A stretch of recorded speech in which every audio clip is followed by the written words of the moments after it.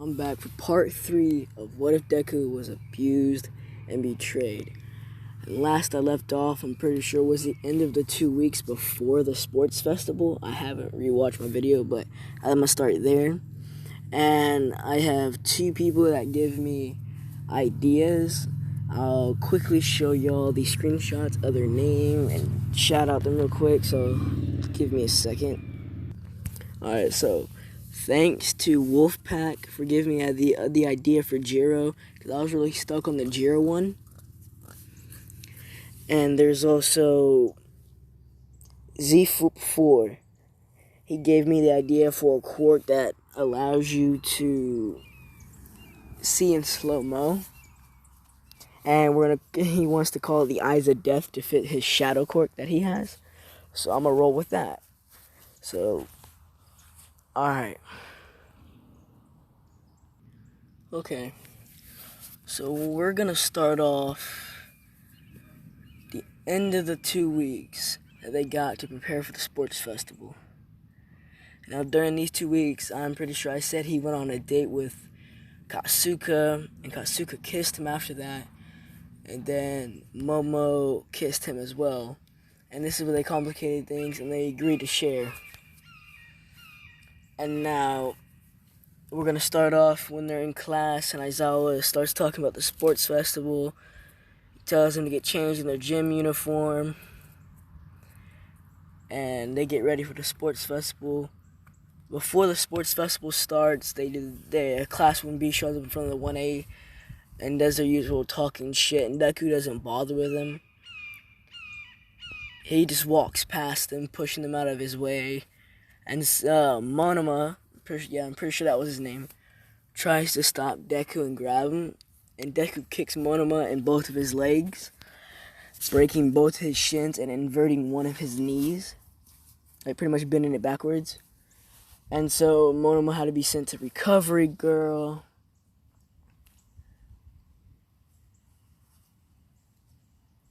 And And everybody's like, dude, what the fuck? And he said, he touched me. I don't like to be fucking touched.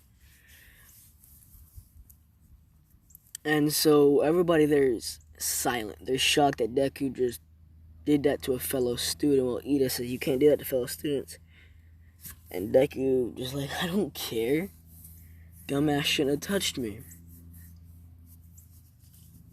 And now, after they leave, and then the sports festival starts, Deku's changed, and he's out there, and he has headphones in, and he's listening to a band. And no, this band, and Jiro overhears because her earplugs were plugged in at the moment, so she hears Deku listening to, let me think of a band real quick. Alright, let's just call this band Iron Maiden. And Deku's listening to the song Chains of Hell. And Jiro likes this song a lot, actually. So she comes up to Deku and says, what band is that? And he says, Iron Maiden. And she says, oh, really? Do you like that band? And he says, yeah, I actually like it ever since I got out of Tartarus. It's been my favorite band. She says, oh, really? What's your favorite song? And he says, Chains of Hell. And now they start a whole conversation, but then Midnight, and then President Mike's like, there's this loud-ass talking voice like, hey, everybody. Today we're doing our UA Sports Festival. We have some crazy students.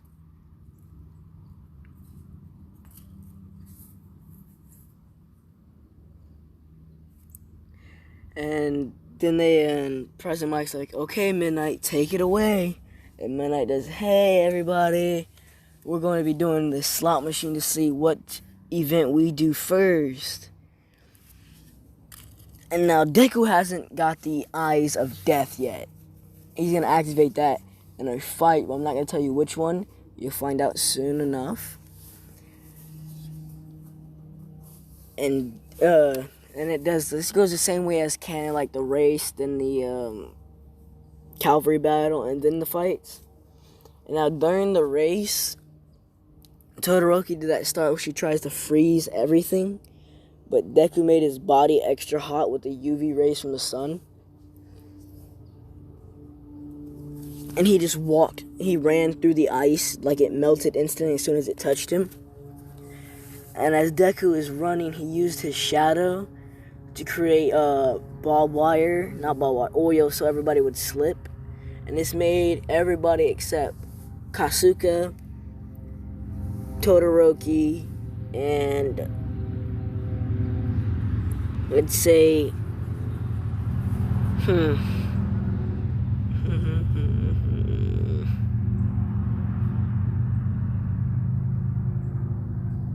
and Mina. Okay, dude, let's just say Mina. Because Mina's always dancing, so I doubt she'd slip on something. And so everybody, pretty much, they're tied, but Deku's moving faster than Ida is because Deku has a lot of physical strength. He can easily run faster than Ida. Now, Deku gets to the big cavern in the ground, and Deku just hops over it. Now, a whole bunch of pro heroes are looking at Deku as he's just easily running through this. And then once he gets over past the landmines, at the landmines, he turns around and yells, "Solar Bomb!" and shoots a big-ass flashbang that blinds everybody, including the crowd members.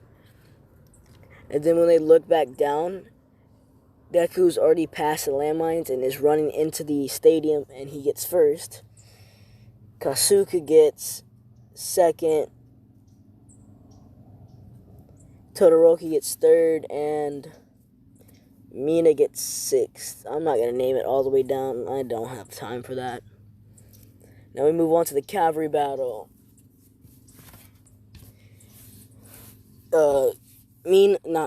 Kasuga, Todoroki, Janjiro get on the team with Deku because I'm pretty sure there was only 3 members in canon.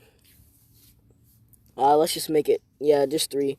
Jiro gets the same team, but this time Deku's team keeps the 10 million or 1 million points. So they all go straight to the fights.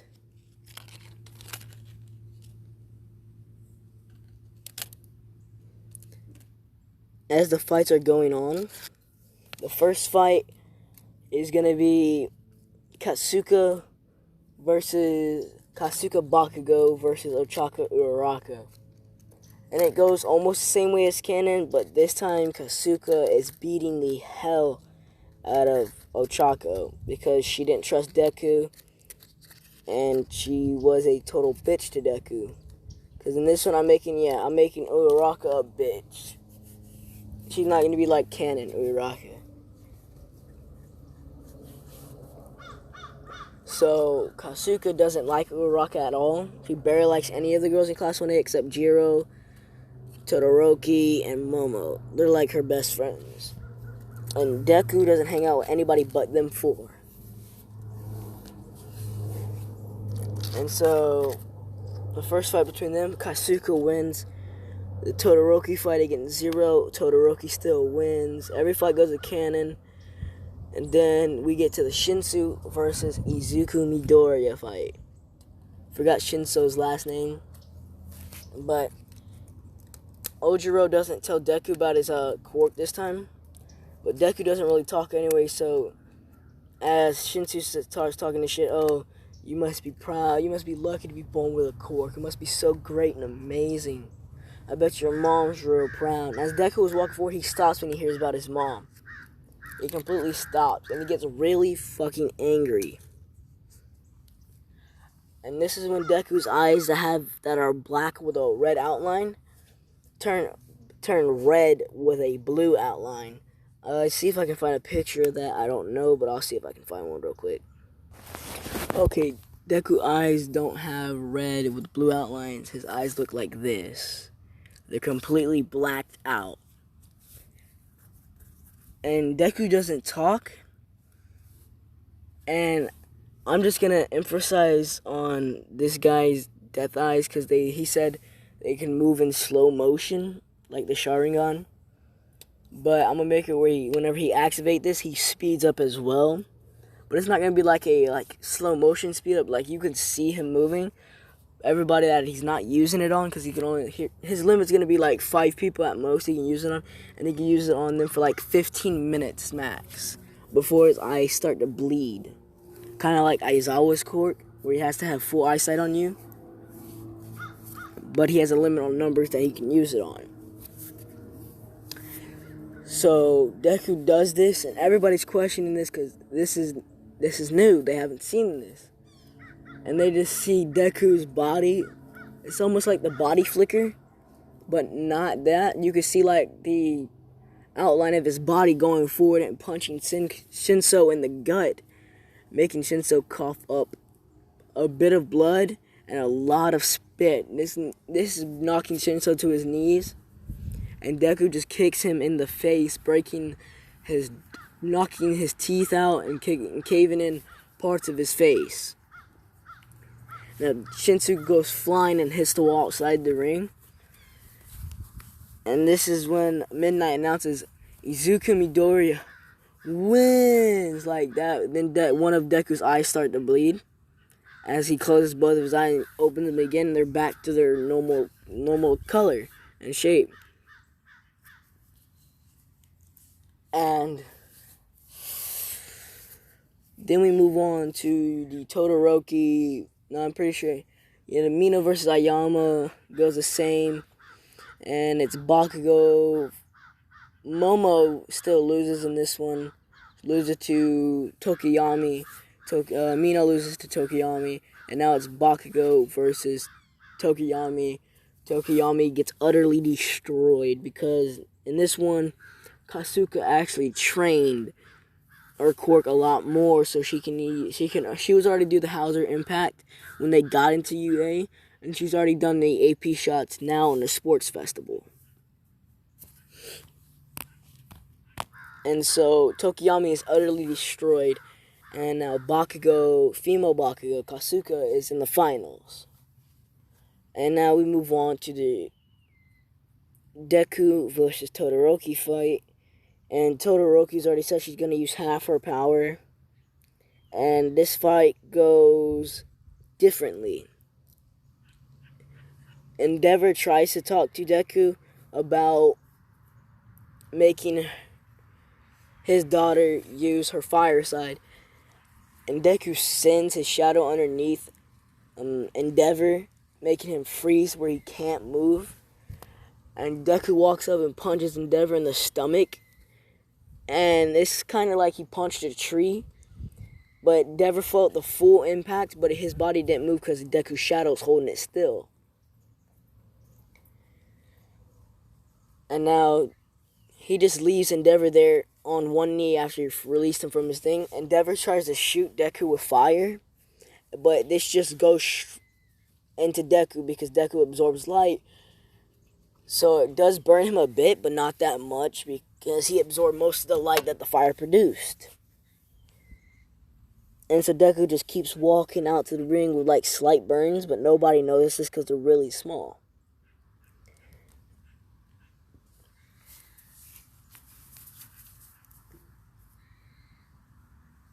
Give me a second. And while they're out there, Deku says to Todoroki, "You got one hell of a father. Reminds me of mother. She used to beat on me quite a bit." Now, everybody in the entire stadium except Katsuka is shocked about this. And so Deku says, "Don't let that old man get to you like my mother got to me."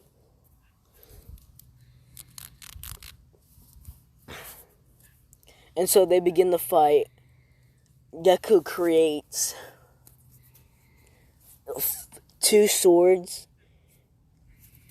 but they have dull edges. And yes, Deku knows how to use swords. I'm going to give him double sword style or be able to use 2 swords. I'm not giving him 3 sword styles like Zoro got. I'm not doing that because that'd be overpowered. And these swords are not like normal materials like Momo's quirk. They're like shadows. They're made entirely of shadows, but they're physical. They can do damage. And so Deku rushes towards Todoroki, and Todoroki shoots out the big beam of ice. And Deku runs through it because he can melt through it easily. And as they're fighting, Todoroki's being easily beaten, but Deku's holding back because he doesn't want to hurt Todoroki.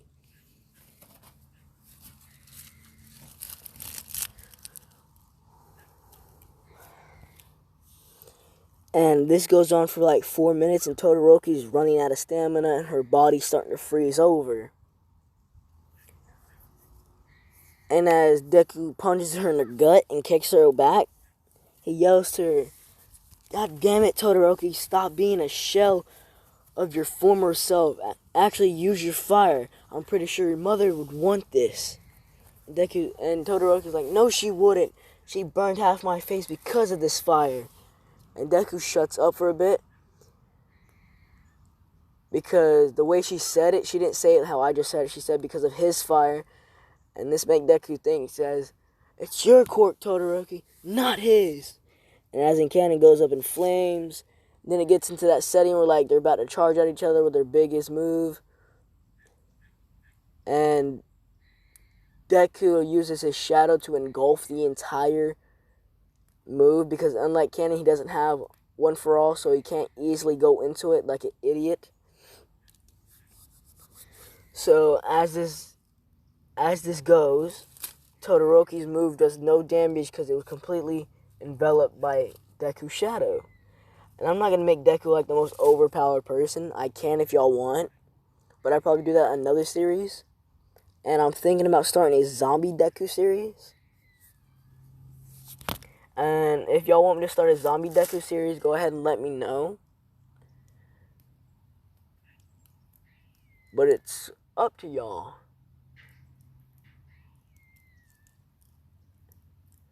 And Todoroki's left completely out of stamina because that move took everything out of her. And so Deku just walks up and pushes her out of the ring.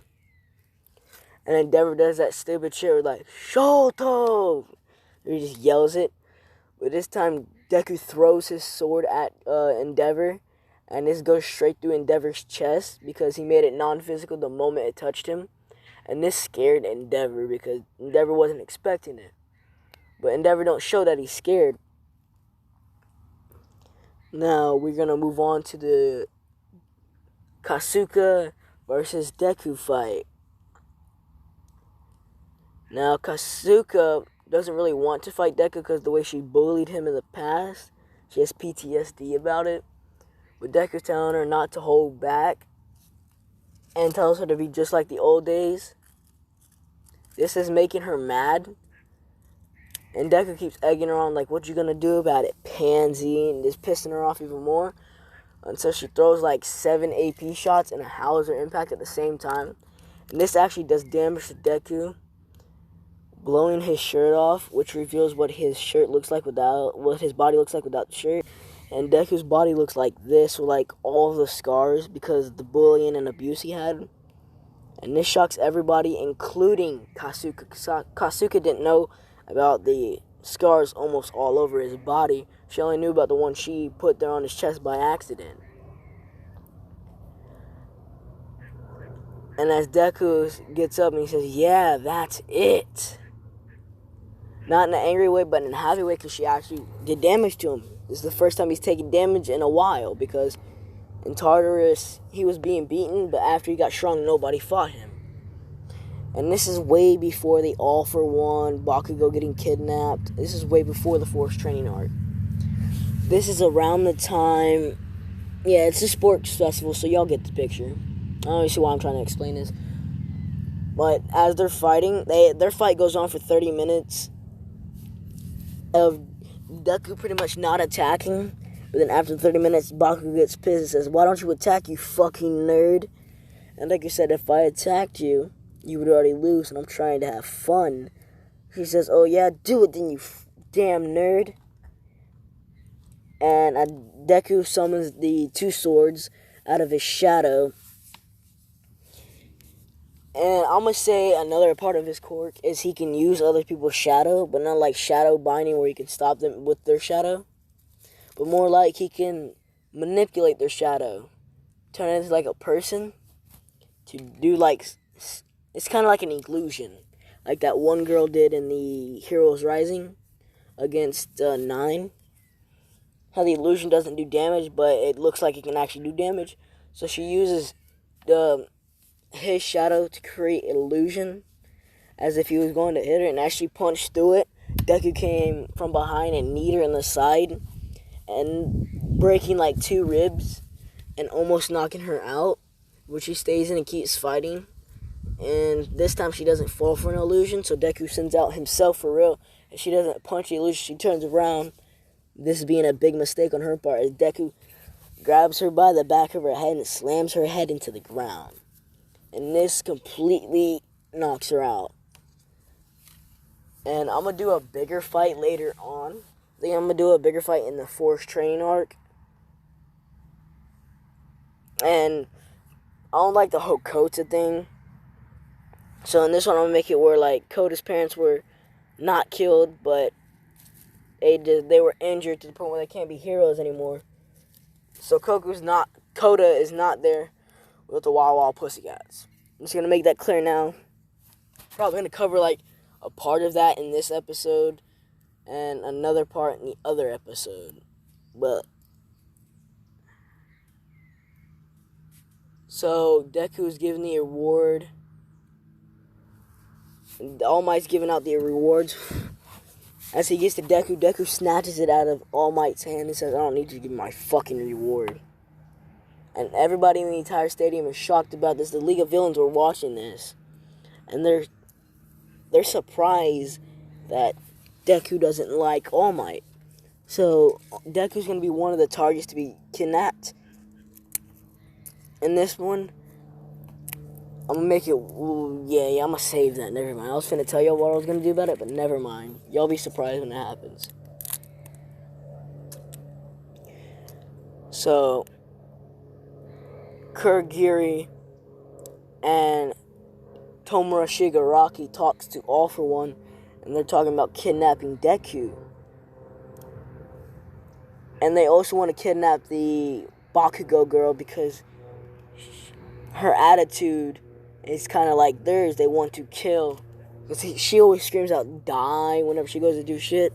Which I don't see why, but she always does. Well, he always does in canon. So in this one, she'll do that as well. But whenever she fights Deku, she barely says it. Unless when she gets really pissed like she was in the beginning. And I don't know, I might cut this one short because I'm starting to lose my voice.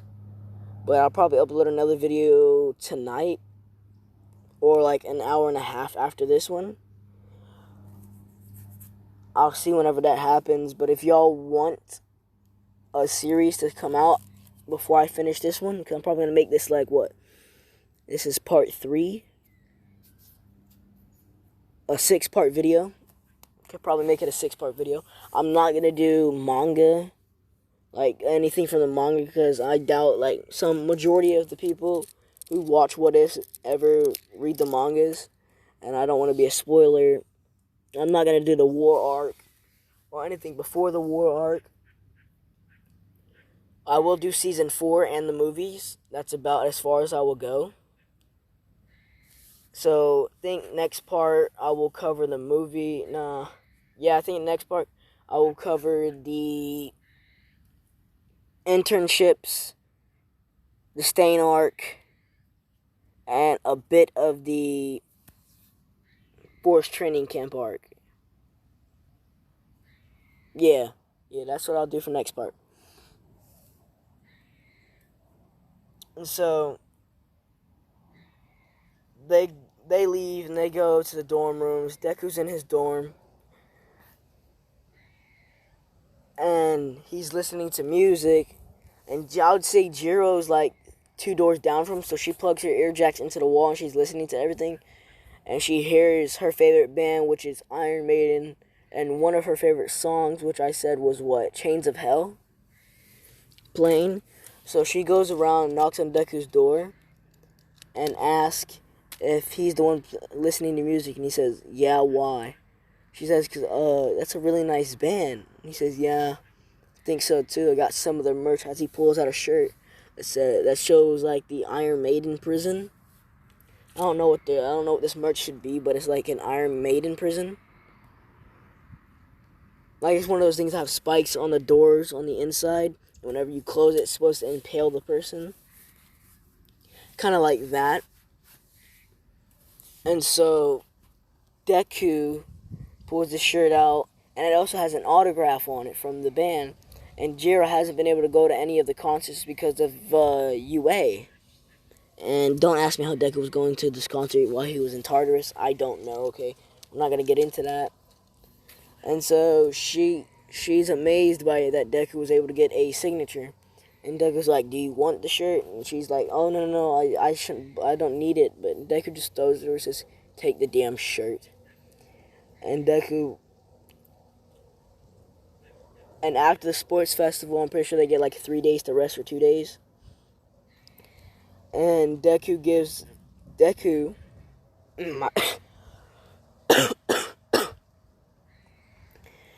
And Deku talks to Jiro a bit about the band. And Deku mentions that don't we got 3 days off of because the sports festival. And Jiro says, yeah. And he says, how about me and you go to one of the concerts? Because they have like a concert in 2 days. Say it's like Friday now. Yeah, so on Sunday they have a concert. And Jiro's face lights up with a big smile saying, yes, she would love to go.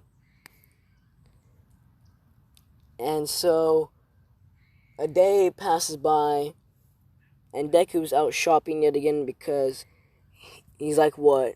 He could be a millionaire by now? I don't know. But as he's shopping, that whole part where, what's it called? Shigaraki tries to grab him by the neck in the mall. And as Shigaraki goes to do this, Deku kicks Shigaraki in the stomach, which knocks Shigaraki clean out, because Deku put full force behind this kick. He didn't hold back at all. And so as Deku was going to grab him, a portal opened up underneath Shigaraki, and Kurogiri grabs Shigaraki before Deku can capture him. And Deku's not even mad about this. He just goes back to shopping. He walks back to the dorms carrying like 60 bags. Because, I mean, like, Deku spoils himself, I guess. I won't really call it spoiling. He just... he enjoys buying things that he earned with the money he earned. He doesn't like handouts. Anymore, anyways. Because he probably would have taken All Might's quirk. But we'll get into that another time. Give me a second. So back to what I would have said. He probably would have taken All Might's quirk. As I was saying, Deku would have probably taken All Might's quirk if he didn't do the whole part where he said, you stupid quirkless idiot. And so, as Deku walks in, Uraraka sees him with all the bags. And Uraraka is still that gold digger type. So she tries to get with Deku throughout this entire series. Like the 6-part. This is only 3 parts. So I'm probably going to do like, I might do 3 parts a day. But depending on the part, like if it's a made up one where it's like no connection to canon, I might do like 12 parts total. But they'd go into like extreme detail. Unlike this one, since this is my first series, I'm not really used to it. But I'm gonna get into the mood of doing a lot more details and stuff like that. Start scripting more. Like probably do like an entire journal, and buy a journal and put like all my what ifs in it. To try and like 6 pages per part for a what if, because I talk really fast. I know some people like to listen to things slowly, so I'm gonna try and slow down my talking. But other than that, I hope you guys enjoyed the video. It's up to y'all. Nah, never mind. Just hope y'all enjoyed the video. Have a blessed day.